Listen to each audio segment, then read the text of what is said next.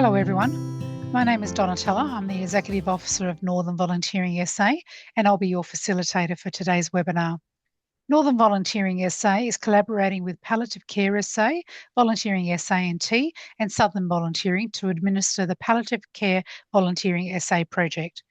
This project is funded by SA Health and aims to champion palliative care volunteering across South Australia. We're delighted to have you join us for the Palliative Care Volunteering SA Establishing Roles Conversation Series. These are a series of conversations with different volunteer coordinators where they kindly share their knowledge, experience and learnings regarding different palliative care volunteering role categories. These sessions are aimed to provide an introductory overview for volunteer coordinators who are interested in establishing roles within these categories. We are aware that all volunteering organisations are different and the experiences shared within these sessions are to be viewed as examples and guidance only. Before we commence today's session, I would like to acknowledge the traditional custodians of the land and recognise elders past, present and emerging. I am currently on the beautiful Kaurna lands of the Adelaide Plains.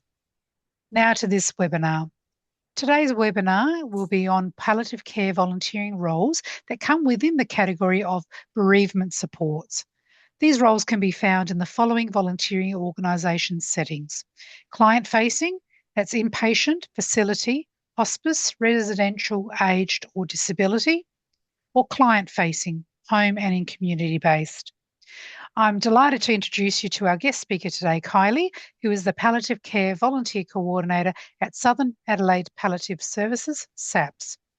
SAPS has a well-established dedicated palliative care volunteering service which provides roles in the following settings: client-facing, inpatient, facility, hospice, residential, aged or disability, client-facing, it's home and community-based, or non-client-facing. Kylie has worked with SAPS for 6 years and as the volunteer coordinator for the past 2 years. In this role, she oversees the recruitment, training and support to volunteers who contribute to patient care and community programs. Kylie works closely with staff and volunteers to ensure compassionate, person-centred support, fostering meaningful connections between volunteers and the palliative care team. Welcome, Kylie. Thank you.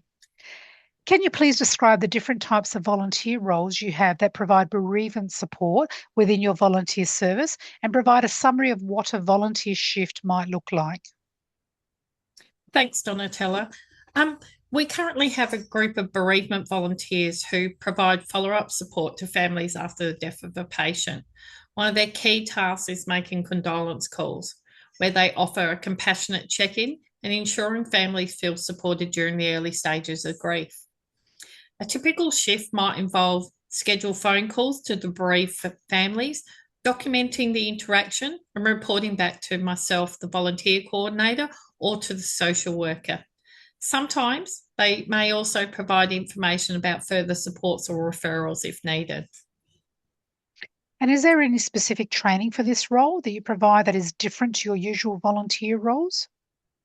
So for this specific role, we request that volunteers have previous experience with counselling. Unfortunately, we're not able to provide the counselling training, but we do give them training on how to do the condolence calls and the skills to listen sensitively, respond appropriately and manage the emotional intensity of the conversations. And where do you usually advertise for these types of volunteers, or how do they hear about the role?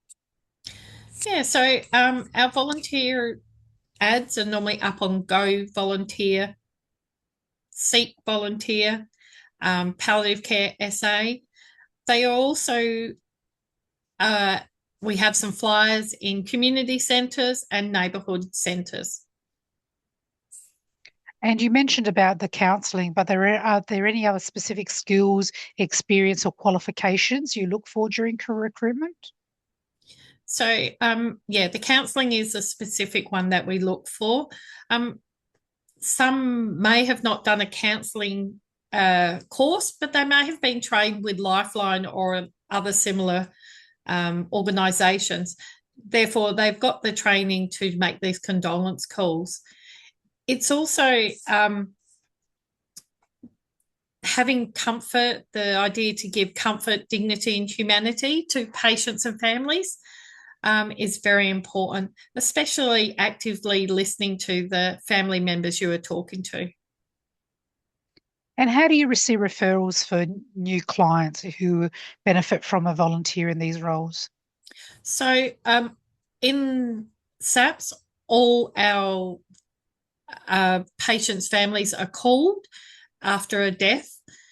Some are called by a nursing staff member or by social workers because they may be more complex. Those that aren't, we put in a list and our volunteers have that list to call and make the condolence calls. We don't actually have referrals. It's just a continuous list that starts happening. So is there actually a need to match a volunteer to a call, or is that done differently to a matching service as some of the other roles? Yeah, it is different to the other roles, as in the creative arts or the community. We don't actually match volunteers. They just make the phone calls.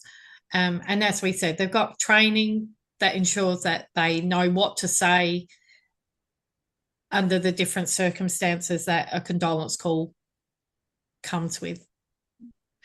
And can you actually describe what a day in the life of a volunteer, what a volunteer shift in this role might look like? Yeah, so the volunteer comes to work. They check in with our network care facilitator, Jackie, who provides them with a list of calls to be made. This has the list of the family member, the patient that is deceased, contact number, and address. This is all verified by the volunteer when they make the phone call. They make the phone call to ensure that they are speaking to the correct person. And then they check the 3 points of identification, i.e., the person's name, the deceased person, and their address. This is important because we don't want to be speaking to somebody we shouldn't be speaking to. And it's also important to check the address because we send out a universal response regarding bereavement after somebody has died. Thank you. And what challenges have there been specifically around having volunteers in these roles? So, as a volunteer coordinator, the challenges for us is making sure the bereavement volunteers are supported and providing that strong orientation and ongoing support for them. We also have to ensure that there are clear boundaries and debriefing structures in place. Making condolence calls are not always the same. You may get somebody that would just like to talk and just talk about how their loved one died. And this volunteers need to be prepared for. Unfortunately, you can't do a mock call because you just don't know how the person on the other end is going to react. So ensuring that there is communications lines there between the volunteer coordinator and the volunteer helps along the way to make sure they feel supported. And you mentioned about managing boundaries and the debriefing, but what about documentation and reporting back? Can you give us a bit more information about that? Yes, certainly. So on the paperwork of the list of the people the bereavement volunteers have to call, they write down information after their call. They write down who they called, how long the call went for, any support they feel they may need, or if it was just a nice chat and they were happy to receive the universal response. Sometimes, though, they come across one family member that isn't coping, and then this is escalated to our social work team to follow up.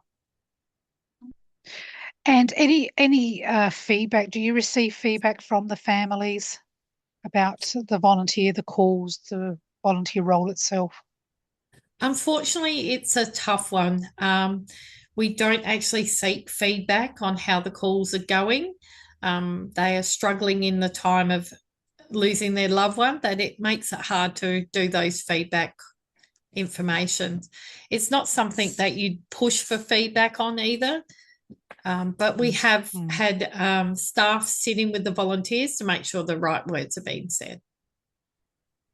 And is there any other specific equipment or supplies or out-of-pocket expenses that usually come with these roles?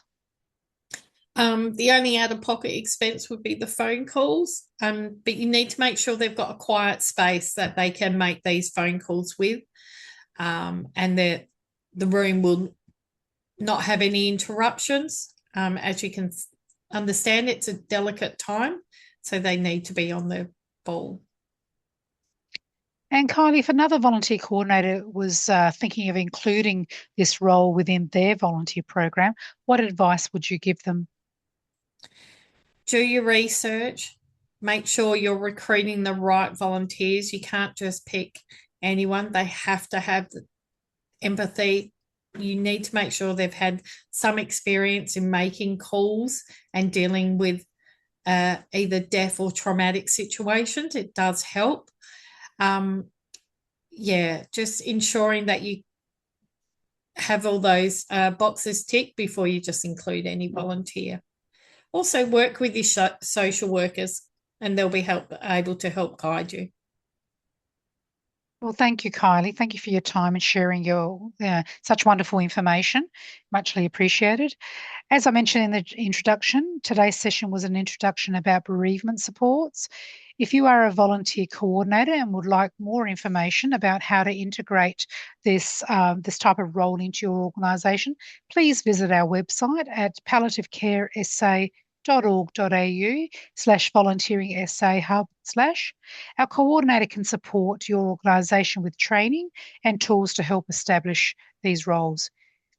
If you are a volunteer and you would like to volunteer to support people at the end of life, please visit our website palliativecaresa.org.au/volunteering SA hub/.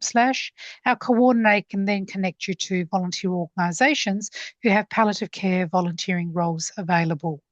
If you would like to keep up to date with our project activities, please sign up to our free Palliative Care Volunteering SA e-news on our website. Thank you for watching, and we hope you found this session valuable, and have a wonderful day.